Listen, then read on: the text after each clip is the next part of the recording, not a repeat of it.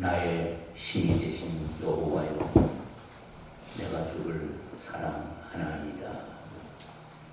여호와는 나의 반석이시요 나의 요새시요 나를 건지시는 이시요 나의 하나님 되신이니이다. 거룩한 주일 복주심하여 약속한 날에 주의 복을 누리는 시간이 되게 하옵소서. 지난 10개월도 주의 은혜로 지켜주신 하나님, 남아있는 2달도 주의 은총을 도와서 된 시간 되게 하옵소서. 다시 한번 간구하옵나니 우리가 주께 올려드리는 예배가 하나님께는 영광이 되고 우리에게는 준비된 말씀으로 은혜 되게 하옵소서. 아멘. 지금까지 우리의 반석이 되어주시고 방패가 되어주시고 보호자가 되어주시고 찬송 받으실 하나님이 되어주신 그 은혜 다시 기억하게 하옵소서. 우리의 부활과 생명 되시는 예수 그리스도 이름으로 기도드립니다. 아멘.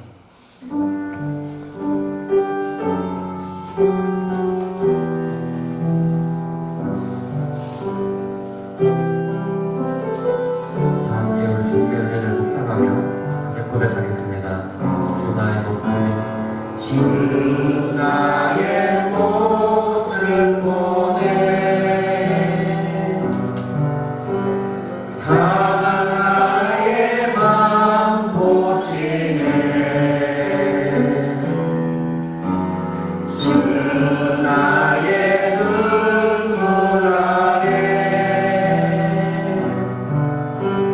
홀로 울러만 마시네. 주 사랑 내게 있네.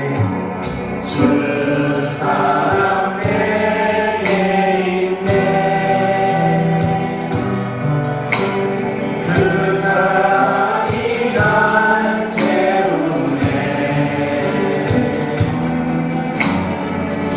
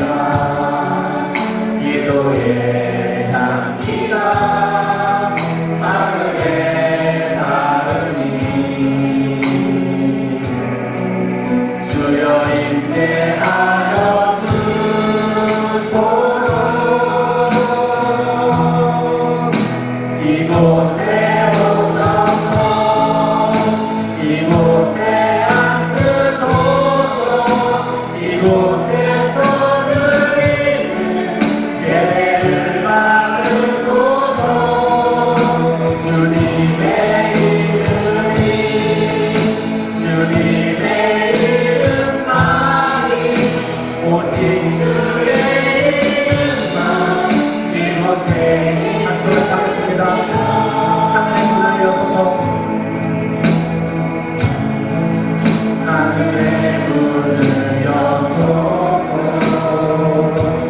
이곳을 주목하소서 주를 향한 노래가 퍼지기 하느니 하늘을 열고 이곳에 임재하소서 이곳에 임재하소서 주님의 일하입니다 기도의 향기가 하늘에 닿으니 주여 임재하여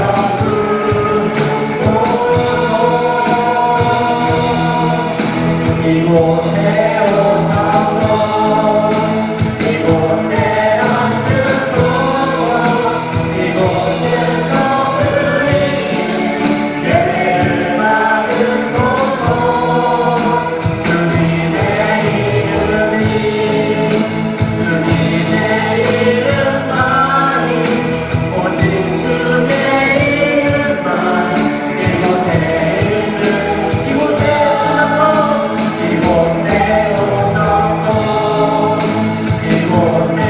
앉으소서 이곳에서 드리는 예배를 받으소서 주님의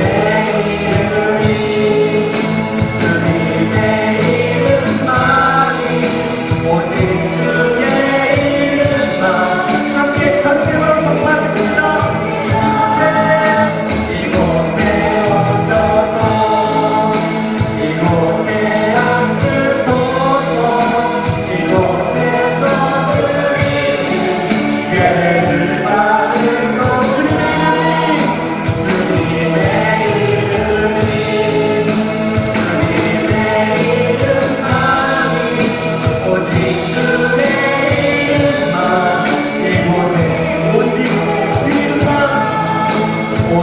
주의 이름만 이곳에 있음 이곳에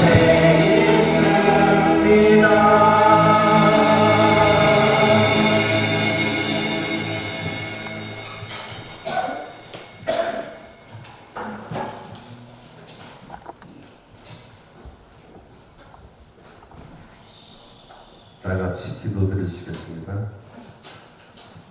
사랑과 은혜가 풍성하신 하나님 아버지, 매 순간 하나님의 은혜와 인도하심을 인하여 감사를 드립니다. 지나온 걸음걸음마다 하나님의 은혜가 아닌 것이 하나도 없음을 고백하며 11호를 허락하심도 감사드립니다. 지난 한 주간도 내 힘으로 무엇인가를 해보려다가 넘어지고 쓰러지면서 우리는 주님이 필요한 존재라는 것을 깨닫게 해주셔서 감사드립니다.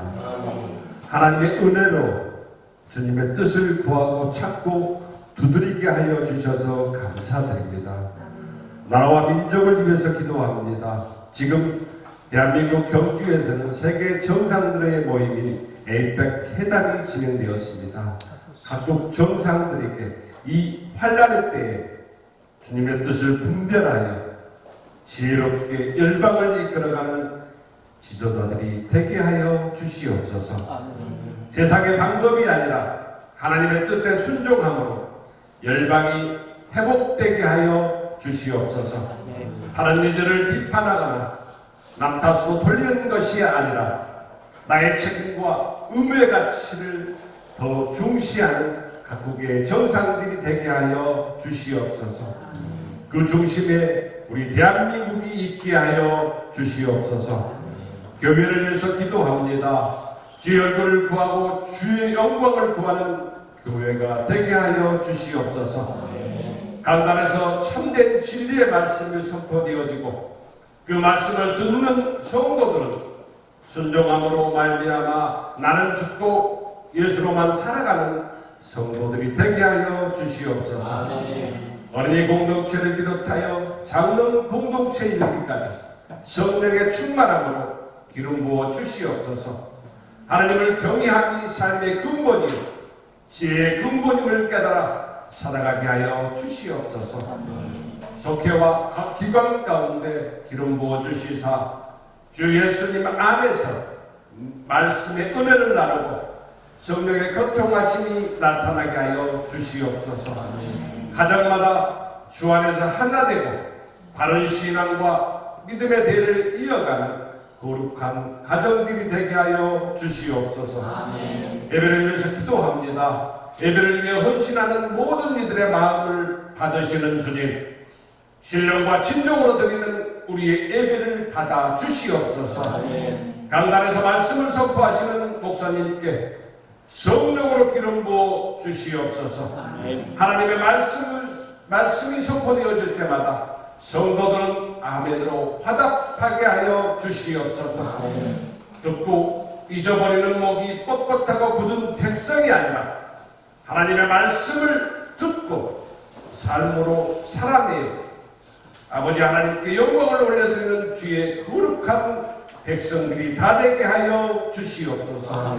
이 모든 말씀 우리를 구원하시고 회복하여 주신 거룩하신 예수 그리스도의 이름으로 기도합니다. 아멘.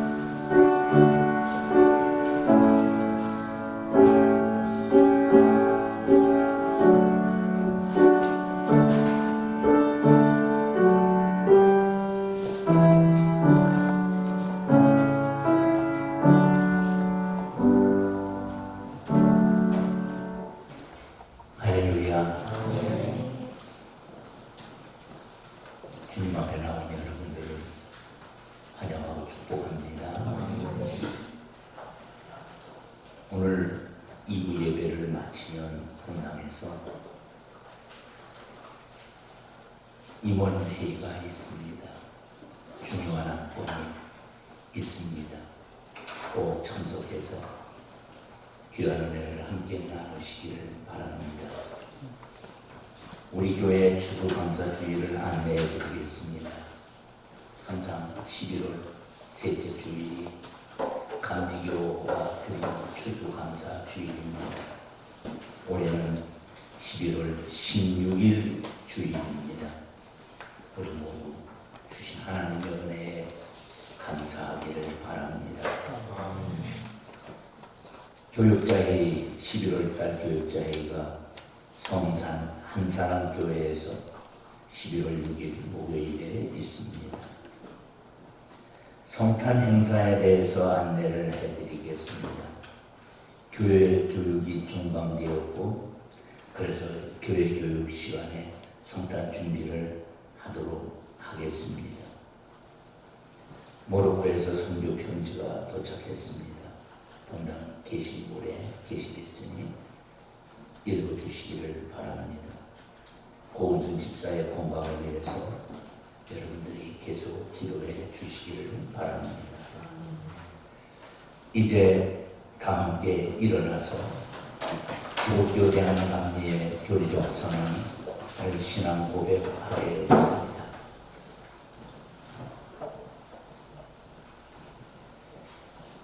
우리는 우주 만물을 창조하시고 섭리하시며 주관하시는 거룩하시고 자비하시며 오직 한 분이신 아버지 하나님을 믿습니다. 우리는 말씀이 육신이 되어 우리 가운데 오셔서 하나님의 나라를 선포하시고 십자가에 달려 죽으셨다가 부활에 승천하심으로 계속자 되시고 구세주가 되시는 예수 그리스도를 믿습니다. 우리는 우리와 함께 계셔서 우리를 거듭나게 하시고 거룩하게 하시며 완전하게 하시며 위안과 힘이 되시는 성령을 믿습니다.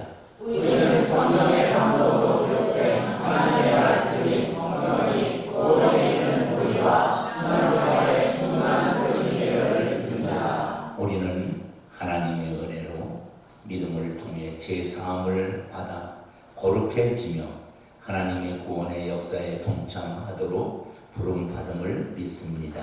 우리는 예배와 신비로 교육과 봉사, 전도와 선교를 위해 하나님의 그리스도의 몸인 교회를 믿습니다. 우리는 만민에게 복음을 전파함으로 하나님의 정의와 사랑을 나누고 평화의 세계를 이루는 모든 사람들이 하나님 앞에 형제됨을 믿습니다. 우리는 예수 그리스도의 재림과 심판, 우리 몸의 부활과 영생, 그리고 우리의 최후 승리와 영원한 하나님 나라를 믿습니다. 아멘. 하나님 말씀입니다. 에레미야 애가 3장 19절부터 33절 말씀을 교독하여 봉독할 텐데 오늘 말씀은 남정환 목사님이 전해 주십니다. 등단해 주시기 바랍니다. 제가 먼저 19절을 봉독해 드립니다. 내 고초와 재난과 쑥과 담즙을 기억하소서. 내 마음이 그것을 기억하고 내가 심히 배우나 이것을 내가 내 마음에 담아 두었으니 그것이 오히려 나의 소망이 되어 쌓아온 여호와의 인자와 긍휼이 무궁하심으로 우리가 진멸되지 아니함이니이다. 이것들이 아침마다 새로우니 주의 성실하심이 크시도소이다. 내 심령의 이르되 여호와는 나를 이루시니 그러므로 내가 그를 바라리라. 기다리는 자들에게나 구하는 영혼들에게 여호와는 선하시도다. 사람이 여호와의 구원을 바라고 잠잠히 기다리니 좋도다. 사람은 젊었을 때에 멍에를 매는 것이 좋으니 혼자 앉아서 잠잠한 것은 주께서 그것을 그에게 보여주셨으나 그대의 입을 땅의 티끌에 댈지어다. 혹시 소망이 있을지로다. 자기를 치는 자에게 마음을 불러내어 시험으로 괴롭힐지어다. 이는 주께서 영원하도록 버리지 아니하실 것임이며 그가 비록 의심하지 않으나 그의 공부함이 인자하시니까 의미 되실 것이니라. 같이 있습니다. 주께서 인생으로 고소하게 하시며 의심하게 하시는 본심이 아니시다. 아멘. 하나님께서 남정환 목사님의 입술을 통해서 우리에게 은혜를 주실 때에 우리는 이렇게 고백하고 하나님 말씀을 받습니다. 성경 있으시면 성경 들어주시고요. 없으신 분들은 오른손을 들어주십시오. 주의 말씀은 내 인생을 주신다. 주의 말씀은 내 삶을 가르치십니다. 주께서 말씀하신 대로 나는 하나님의 사랑받는 자녀입니다. 나는 축복의 부모입니다. 오늘도 주의 말씀에 마음의 문을 엽니다. 말씀하여 주옵소서. 듣고 깨닫고 말씀대로 살겠습니다. 아멘. 앉아주세요. 남정환 목사님께서 나와서 여호와의 인자와 긍휼이 무궁하시도다 이런 제목으로 말씀을 전할 때 큰 은혜 받기를 축원합니다. 아멘.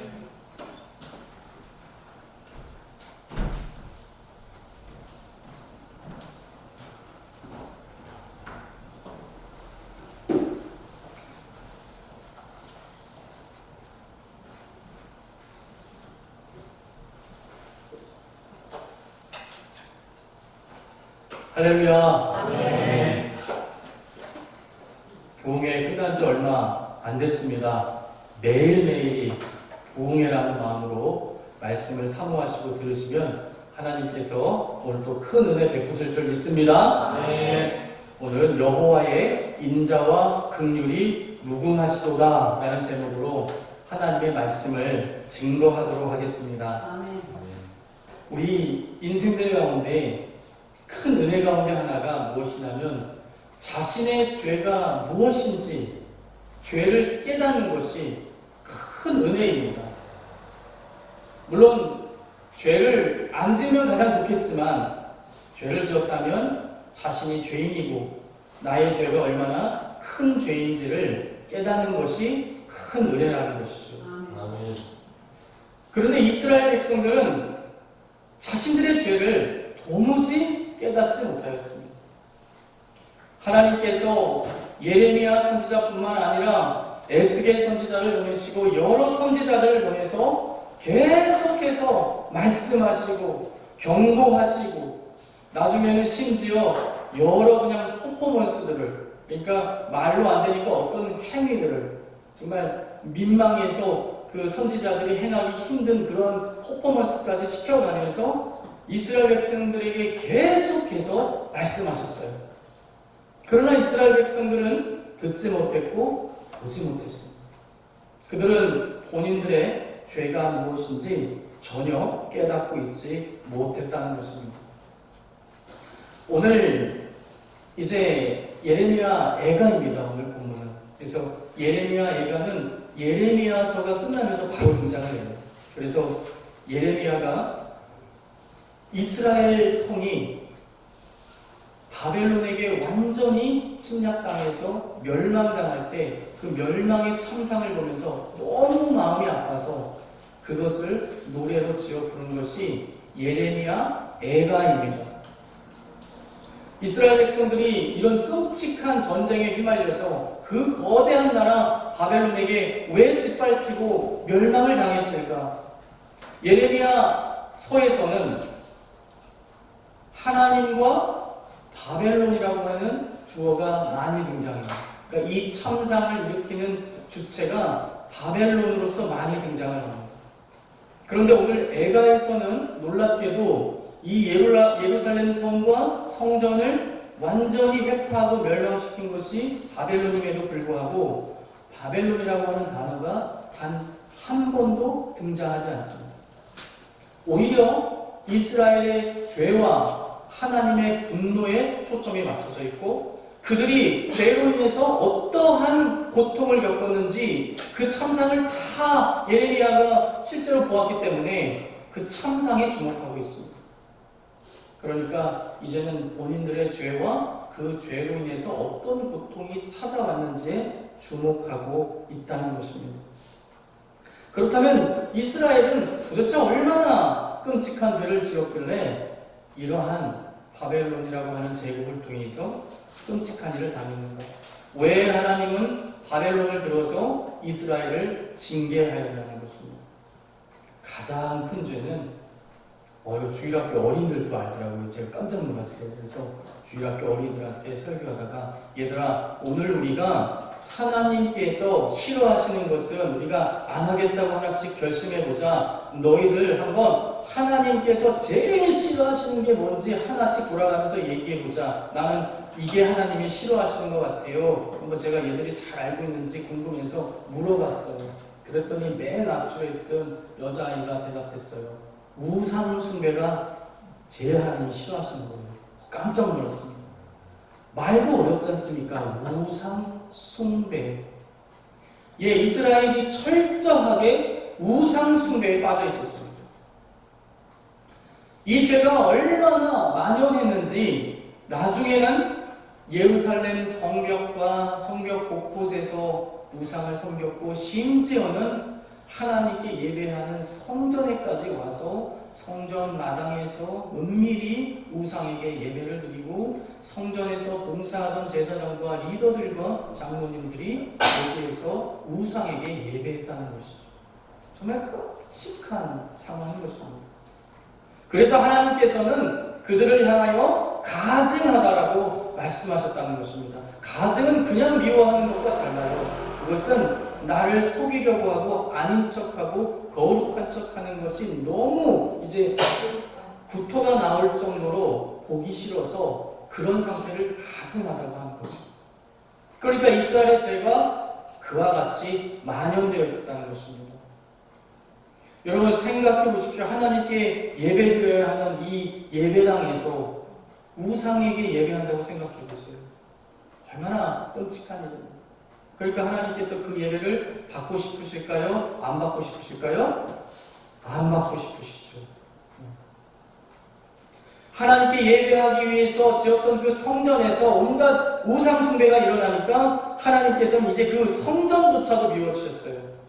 예배는 당연히 받기 싫고 그 성전도 미워지셨다는 것입니다. 그래서 오늘 읽은 본문은 아닌데 제가 2장에 있는 6절과 7절을 읽어드리겠습니다. 하나님께서 지금 분노가 어디까지 차오르셨는지 2장 6절과 7절을 제가 읽어드릴게요. 주께서 그의 초막을 동산처럼 헐어버리시며 그의 절기를 폐하셨도다. 여호와께서 시온에서 절기와 안식일을 잊어버리게 하시며 그가 진노하사 왕과 제사장을 멸시하셨도다. 여기 절기와 안식일이라고 한다면 오늘날로 얘기하면 예배입니다. 예배. 우리가 매주 주일 하나님께 약속하고 예배를 드리잖아요. 그런 예배 행위가 절기와 안식일이에요. 그런데 그 절기와 안식일에 아닌 척하면서 온갖 우상에게 예배하고 온갖 우상을 사랑하면서 살면서 절기되었다고 안식일되었다고 또르르 달려와서 하나님께 예배하겠다고 딱 홈을 잡고 있는 그들을 보면서 하나님께서 이제 역겨워서 이제 내가 절기와 안식일을 내가 이제는 폐해버리겠다. 예배를 집도하는 제사장을 멸시하겠다라고 말씀하고 계시다는 것입니다. 또 7절입니다. 여호와께서 또 자기 제단을 버리시며 예배드려야 하는 제단을 이제 버리시겠다 말씀하시고 자기 성소를 미워하시며 궁전의 성벽들을 원수의 손에 넘기셨으며 이 궁전의 성벽에서 무엇이 곳곳에서 이루어졌어요? 우상숭배가 이루어졌어요. 거기에 온갖 그림들을 그려놓고 거기에 단을 만들어 놓고 예배했다는 것입니다. 그들이 여호와의 전에서 떠들기를 절기의 날과 같이 하였도다. 이게 좀 묵상이 필요한 표현인데요. 이게 이런 뜻입니다. 하나님께서 우상을 섬기면서 또 때가 되니까 아닌 척하면서 예배드리러 온 그 성도들이 너무 역겨워서 내가 너네들 다 쫓아버리고 원수들이 그거를 다 차지하게 한 다음에 그 원수들이 거기서 이 성전과 나를 모욕하고 낄낄거리고 하는 그 소리로 오히려 그 성전을 채워서 절기 때처럼 너희들이 절기 때 와서 이렇게 찬양하고 떠들고 예배하고 설교하고 함께 모여서 교제하는 소리를 내가 이제 다 치워버리고 원수들이 거기를 차지해서 원수들의 조롱과 비웃음으로 그곳을 채우겠다고 말씀하고 계시다는 거예요. 그러니까 끔찍한 말씀이죠. 여러분, 죄가 이렇게 무서운 것입니다. 오늘날에는 우상숭배가 없습니까? 아닙니다. 오늘날에도 우상숭배가 만연해 있습니다. 예수님을 알지 못하는 사람들은 당연히 빠져 있고요. 심지어 예수님을 믿는다고 고백하는 신앙인들조차도 우상숭배에 빠져 있다는 것입니다. 한국교회 트렌드 2026 제가 부흥회 때 잠깐 말씀드렸죠. 그래서 조금 읽어봤어요. 그랬더니 내가 신앙인이다 라고 밝힌 사람 1000명 중에 20%의 사람들은 내가 사주나 관상이나 타로나 이런 것들을 해보았다라고 답했다는 거예요.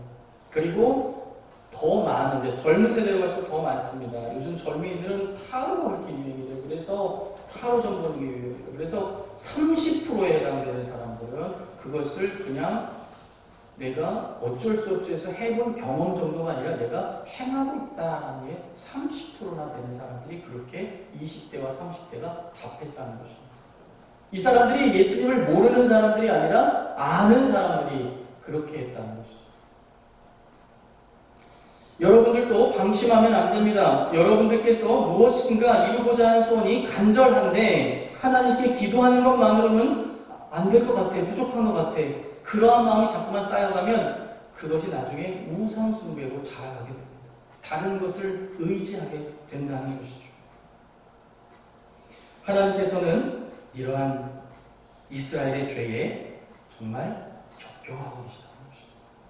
그래서 이 죄의 결과로서 뭐가 찾아오냐면 하나님의 심판과 징계가 찾아온다는 것입니다. 그래서 끔찍한 징계의 휘초리가 이제 이스라엘 백성들에게 가해진다는 것입니다. 근데 우리가 오늘 분명히 이거를 정리하고 넘어가야 되는 게 뭐냐면 죄와 심판에 대해서 여러분들 오늘 명확하게 정리를 하고 넘어가야 돼요. 오해할 수 있기 때문에. 먼저 여러분들 죄의 주체는 누굽니까? 죄를 짓는 주체는 누구예요? 사람입니다, 여러분. 우리가 예레미야서나 에가서를 읽으면서 하나님께서 우리를 징계하시기 위하여 전쟁을 일으키시사 전쟁을 일으키고 북방에서 민족을 데려오고 이렇게 우리가 읽다 보면 여러분들이 오해할 수가 있어요. 하나님께서 나를 그렇게 만드시기 위해서 나를 그렇게 죄인으로 만드신다고 착각할 수 있어요. 죄의 주체는 하나님이 아닙니다. 죄의 주체는 사람이에요. 많은 사람들이 계속해서 물어봐요. 하나님은 선하신데 죄와 악을 왜 만드셨냐? 여러분 혹시 궁금한가요? 죄와 악을 왜 선한 하나님이 만드셨지? 죄와 악은 창조된 것이 아닙니다. 죄와 악은 어떤 게 생겨난 게 아니에요. 죄와 악은 하나님 말씀에 불순종하고 있는 우리의 상태를 이루는 것이지 뭐 어떤 걸 갑자기 하나님이 만드셔서 너는 지금부터 죄를 져라 악을 져라 이렇게 하시는 게 아니라는 것입니다. 하나님은 그 죄에 대한 심판과 징계의 주체시지 죄의 주체가 아니시라는 것입니다. 하나님은 선하시기 때문에 죄를 조장하거나 부추기지 않는다는 거예요. 자, 그렇다면 이제 이스라엘 백성들을 징계하시기 위해서 바벨론이라고 하는 악한 도구를 일으키셔서 바벨론으로 이스라엘을 징계하고 계세요. 자, 그렇다면 바벨론은 악한 도구입니까? 선한 도구입니까? 악한 도구로 쓰임받고 있죠. 그렇다면 바벨론이 악하지 않은데 원래 선한 종족인데 하나님이 이스라엘을 징계하시기 위해서 일부러 바벨론에게 악한 마음을 불어넣어서 이스라엘을 징계하시느냐? 그런 게 아니라는 것입니다. 아까 말씀드렸듯이 그들은 그들의 죄악된 행위를 쫓아서 그들의 소욕을 쫓아서 행하는 것이고 그 주체가 하나님이 아니시라는 거예요. 그들이 행하는 악의 주체가 하나님이 아니시라는 것입니다. 다만 하나님은 우리가 상상할 수 없는, 가늠할 수 없는 지혜와 능력을 가지신 분이시기 때문에 그들의 악마저도 하나님의 목적을 이루는 이스라엘을 징계하기 위한 도구로 쓰실 수 있는 분이셔서 쓰시는 것이지 그 악한 행위의 주체가 아니시라는 것입니다. 그러니까 여러분들이 그걸 명확하게 하셔야 돼요. 자, 죄의 주체는 누구예요? 죄와 주체는 인간인 저희들이에요. 저희가 죄의 주체예요. 심판과 징계의 주체는 누구예요? 하나님이세요. 그러면 하나님께 쓰임받는 이 악한 도구의 악행의 주체는 누구예요? 그들이에요. 그래서 하나님께서 그 악한 도구를 또 쓰신 다음에 심판하시는 거예요. 예레미야나 여러 선지서에 바벨론도 심판하시겠다고 예언하시고 선포하시는 이유가 그들의 악도 하나님은 심판하시겠다는 거예요. 왜냐하면 그 악의 주체는 그들이기 때문에. 여러분들이 이거를 명확하게 오늘 짚고 넘어가셔야 합니다. 바벨론이 하나님의 징계의 도구로서 이제 이스라엘을 침공하여서 끔찍한 죄의 결과와 참상들이 이스라엘 백성들 가운데 이제 나타나게 됩니다. 너무나 끔찍한 참상들이 일어나게 된다는 것이죠. 그래서 오늘 우리가 읽은 19절에 보면 내 고초와 재난, 곧 쑥과 담즙을 기억하소서. 이 상황들이 너무나 끔찍하기 때문에 쑥과 담즙으로서 비유하여 설명하고 있다는 것입니다. 여기서 담즙은 쓸개 이런 게 아니고 원어를 찾아보니까 독이에요. 독. 우리가 처한 상황이 정말 쓰디쓴 나무를 먹는 것과 같은 상황이고 독을 마시는 것 같은 상황에 처했다는 것입니다. 무엇 때문에요? 죄의 결과로서 그렇게 되었다는 것입니다. 뿐만 아닙니다. 오늘 주일이라서 조금 약한 것만 말씀드리고 싶지만 여러분들이 죄의 참상이 무엇인지, 죄의 죄책의 고통이 무엇인지를 깨달으셔야 되기 때문에 점진적으로 이 고통에 대해서 성경에 기록된 대로, 제가 꾸며낸 얘기가 아니라 성경 그대로를 말씀드리도록 하겠습니다. 2장 21절을 잠깐 보도록 하겠습니다. 2장 21절에 어떤 참상이 벌어지고 있느냐. 늙은이와 젊은이가 다 길바닥에 엎드려져 싸우며 내 처녀들과 내 청년들이 칼에 쓰러졌나이다. 예, 전쟁이 일어나니까 막 이제 젊은이나 늙은이나 남녀노소 할 것 없이 길바닥에 죽어 쓰러지고 널브러지는 상황들이 이제 찾아왔다는 것입니다. 끔찍하죠. 20절은 더 가혹합니다. 여호와여 보시옵소서 주께서 누구에게 이같이 행하셨는지요. 여인들이 어찌 자기 열매 곧 그들이 낳은 아이들을 먹으오며. 너무나 전쟁의 참상이 괴롭고 먹을 것이 없어서 나중에는 그 굶주림을 해결하기 위해서 자기가 낳은 아이들까지 먹어야 하는 비참한 상황에 지금 이스라엘이 처하게 됐다는 것입니다. 아주 끔찍한 상황이죠. 여러분들이 목사님 그래도 어떻게 그런 일이 일어나겠습니까? 성경은 거짓말 아닌가 이럴 수 있지만 여러분 아니에요.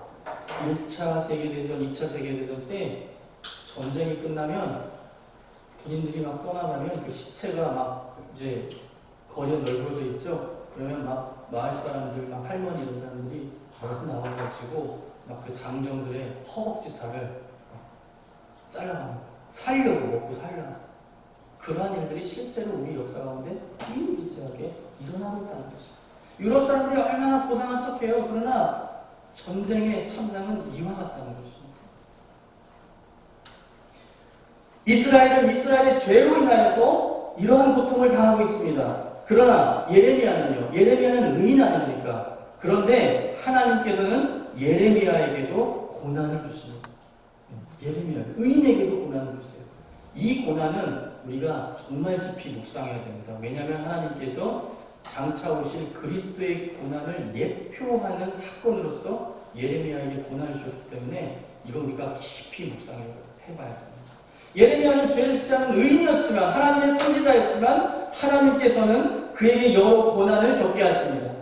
하나님께서 심판의 메시지를 예레미야를 통하여 선언하게 하시니까 민족들이 동족들이 다 그를 미워해서 그를 학대하고 때리고 심지어 나중에는 왕의 아들의 뜰에 있는 구덩이 감옥에다 그를 집어쳐넣어요.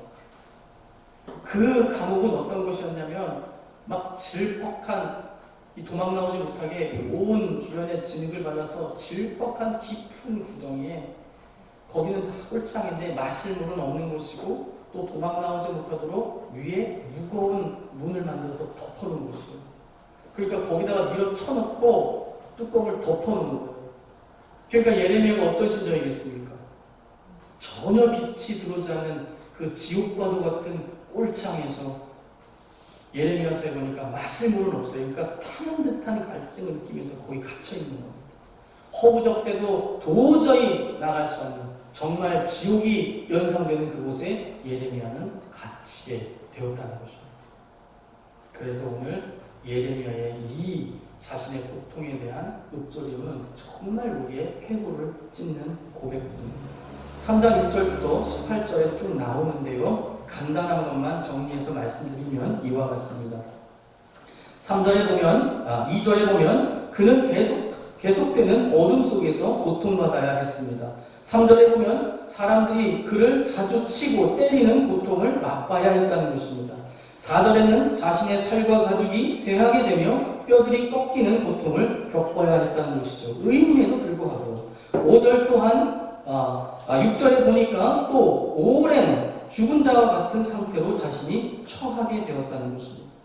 또한 사람들이 자신을 무거운 사슬에 매어서 이곳저곳을 끌고 다녔고 또한 하나님께 부르짖어 기도했지만 그 기도가 응답되지 않는 비참한 체험을 예레미야가 하게 됐다는 것이죠. 이런 고통을 예레미야가 감당해야 됐다는 것입니다. 그런데 예레미야가 그 고통 중에서 귀한 것을 깨닫게 됩니다. 그게 오늘 이제 여러분들과 함께 나눌 말씀인데 제목을 우리 한번 크게 한번 주보에 나와 있는 제목을 한번 읽어보겠습니다. 시작. 여호와의 인자와 긍휼이 무궁하시도다. 예레미야가 그 극심한 타는 듯한 고통 중에서 무엇을 깨달았냐면 맞아. 하나님은 죄에 대해서 이렇게 철저하게 심판하는 분이시지만 또한 뭐가 있으신 분이시다? 사랑이 있으신 분이시다. 우리가 이런 고통 중에 있지만 소망이 있다. 왜냐하면 하나님의 인자와 긍휼을 그가 거기서 떠올린 거예요. 그래서 오늘 읽은 본문 20절과 21절을 한번 보도록 하겠습니다. 3장 20절과 21절에 이렇게 고백하고 있습니다. 내 마음이 그것을 기억하고 내가 낙심이 되오나 이것을 내가 내 마음에 담아두었더니 그것이 오히려 나의 소망이 되었다는 것입니다. 이 고통스러운 상황이 곰곰이 고통 중에서 묵상하다 보니까 오히려 나에게 소망이 되었는데 그 이유는 이것을 깨달았기 때문이에요. 22절입니다. 여호와의 인자와 긍휼이 무궁하심으로 우리가 진멸되지 아니함을 그가 깨달았다는 것입니다. 하나님은 이 철저한 징계의 회초리로 우리를 치시지만 그분은 또한 공의롭지만 사랑이 있으시기 때문에 인자와 긍휼이 있으시기 때문에 우리를 멸망하고 완전히 망하게까지는 하지 않으실 거라는 것을 그가 깨달았다는 것입니다. 더 중요한 것은 23절에 이것들이 아침마다 새로우니 주의 성실하심이 크시도다. 인자와 긍휼만 많으신 게 아니고 그 인자와 긍휼을 우리에게 베푸시는데 성실하시기까지 하시다는 거예요. 쉼이 없으시다는 것입니다.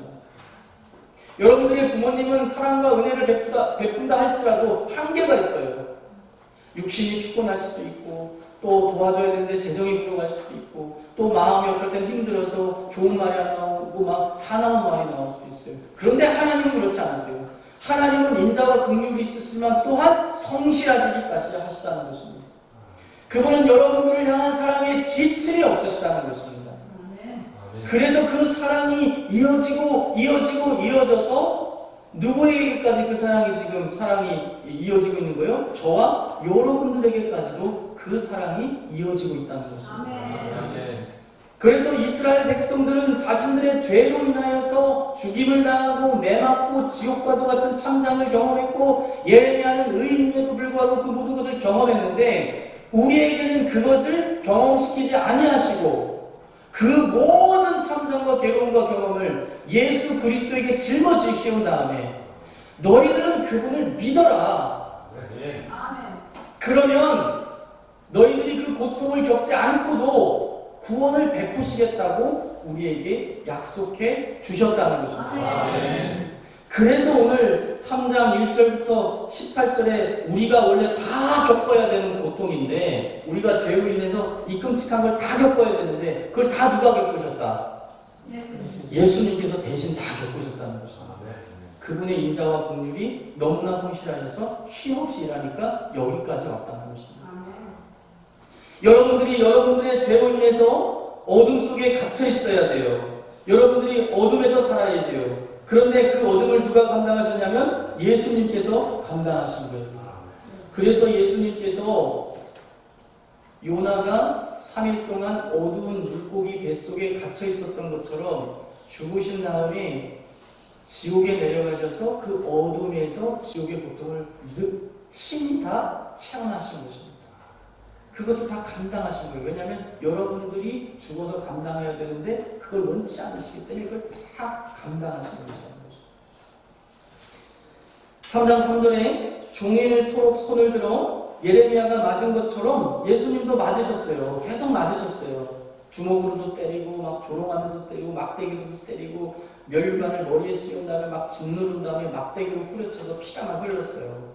그런데 이것을 원래 우리 죄로 인해서 우리가 당해야 되는 거예요. 이걸 누가 당해주셨어요? 예수님께서 당해주셨다는 것입니다.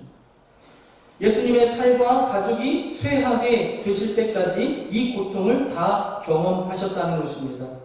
그 다음에 중요한 것이 6절인데요. 6절은 좀 우리가 밑줄을 쳐야 할 것 같습니다.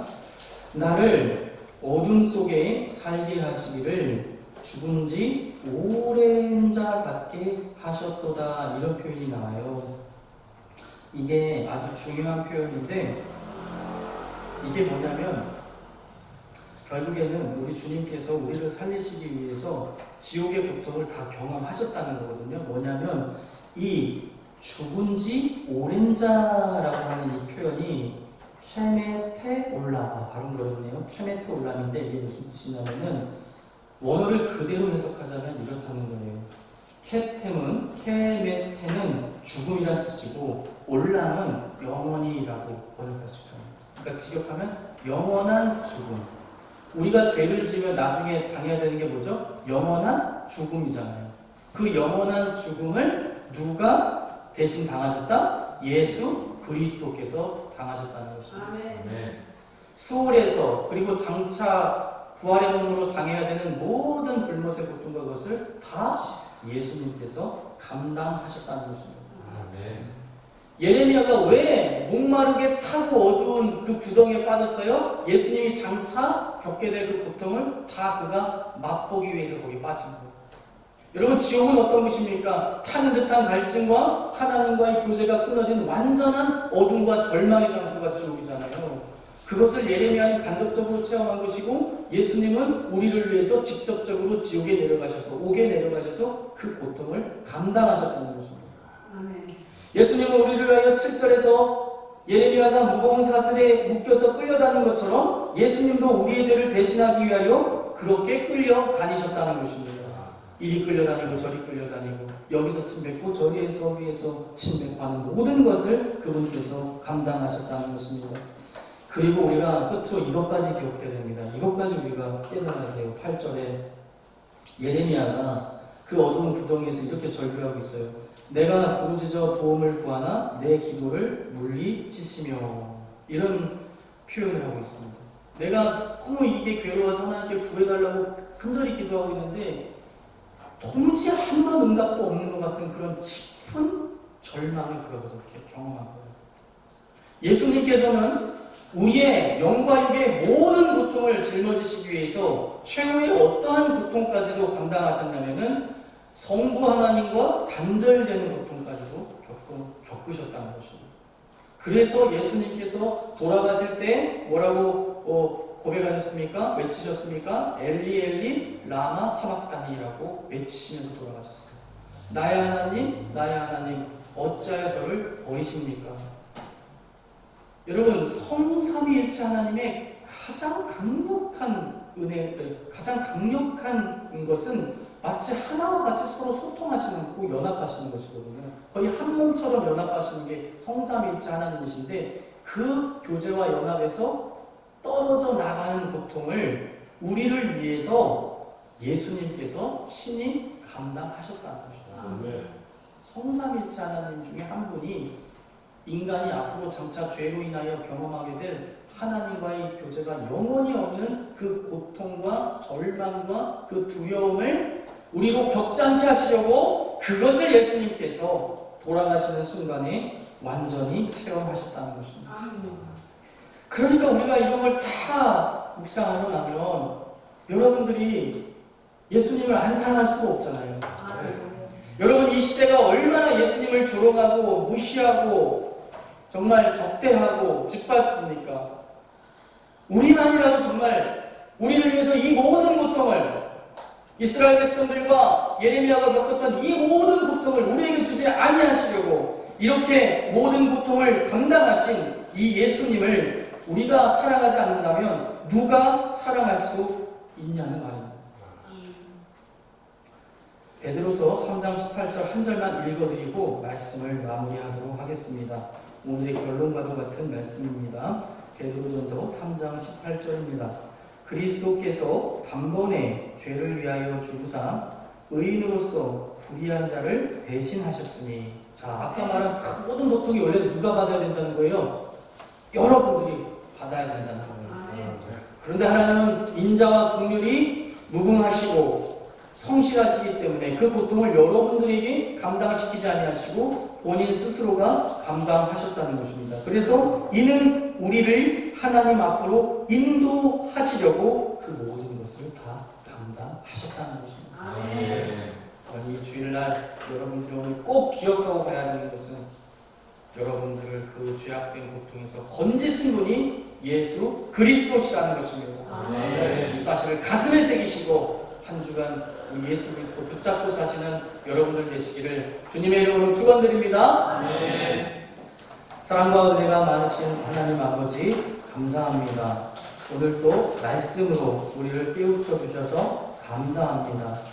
하나님, 오늘 말씀을 통하여서 우리를 죄와 악의 고통으로부터 건지시기 위해서 우리가 겪어야 하는 모든 어둠과 목마름과 고통과 조롱을 또 모든 하나님과의 단절에서 오는 괴로움을 우리 주님께서 다 겪어주셨음을 우리가 배웠습니다.